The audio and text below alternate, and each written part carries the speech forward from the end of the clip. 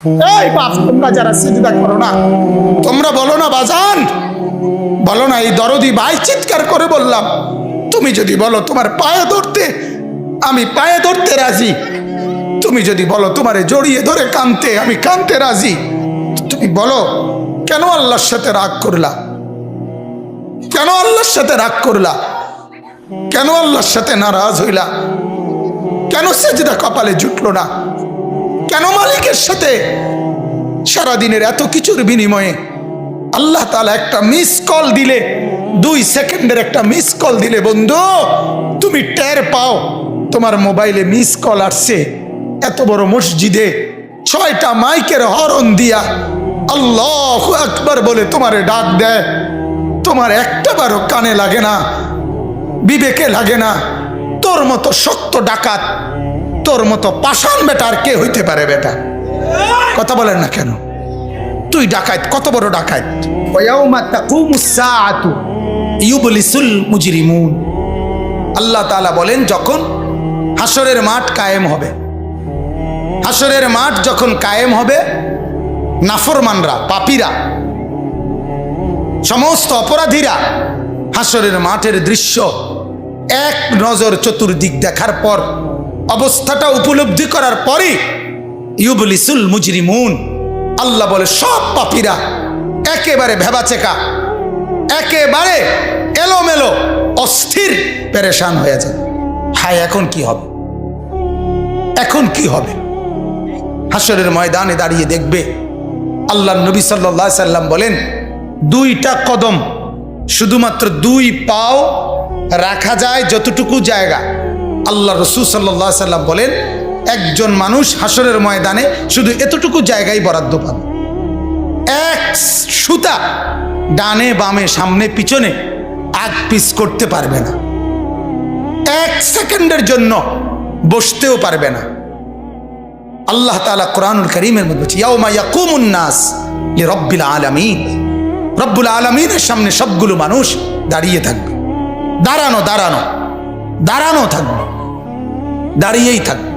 মাথার 1.5 হাত উপরে সূর্য, আল্লাহ বলবে সূর্য তোর সমস্ত তাপ আজ ছেড়ে দে, খুলে দে তোর সব তাপ। পায়ের নিচের জমিন উত্তপ্ত তামার মতো উত্তপ্ত হয়ে যাবে। এরপরে আল্লাহ পাক রব্বুল আলামিন ফেরেশতাদেরকে দিয়ে জাহান্নামকে, কোরআনের স্পষ্ট আয়াত ওয়াজিআ ইয়াউমা ইদিম বিজাহান্নাম, হাসরের ময়দানে এরকম পাশে জাহান্নামকে ফেরেশতারা টেনে আনবে।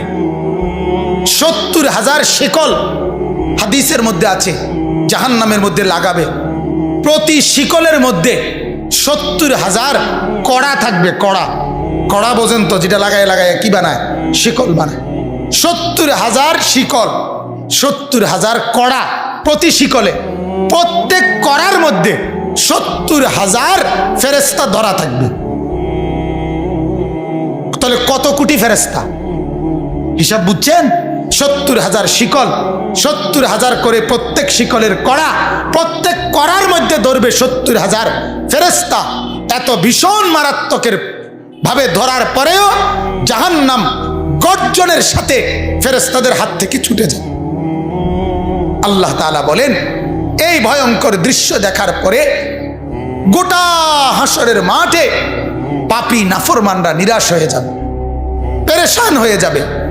এরপরে বলবে আল্লাহ তাআলা বলেন ওয়ালাম ইয়াকুন লাহুম মিন শুরাকাইহিম শুফাআউ।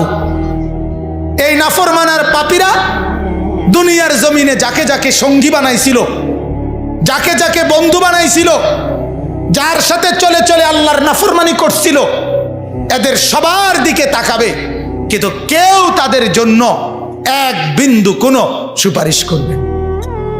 কিরে বন্ধু, একসাথেই বনবিড়ি খাইতাম, অনকুদুর কও না কি করতাম? যে আমার কিছু বলার নেই, আমার কিছু বলার নেই।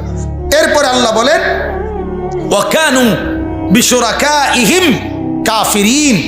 আবার প্রত্যেকটা নাফরমান নিজেই সে তার ওই বন্ধুদেরকে, ফেরেশতাদের সামনে সঙ্গীদেরকে অস্বীকার করবে।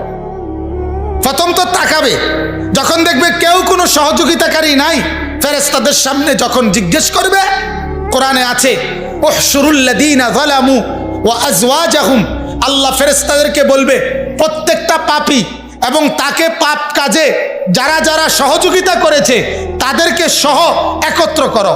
তখন ফেরেশতা যখন জিজ্ঞেস করবে তোর এই অপরাধের সঙ্গী ছিল কে বল, তখন ওই নাফরমান বলবে আমি কাউকে চিনি না, আমার সাথে কেউ ছিল না, কেউ ছিল না। আল্লাহ বলে ওই সঙ্গী তাকে অস্বীকার করবে, সে সঙ্গীকে অস্বীকার, কেউ কারোর জন্য থাকবে না, কেউ কারোর জন্য থাকবে।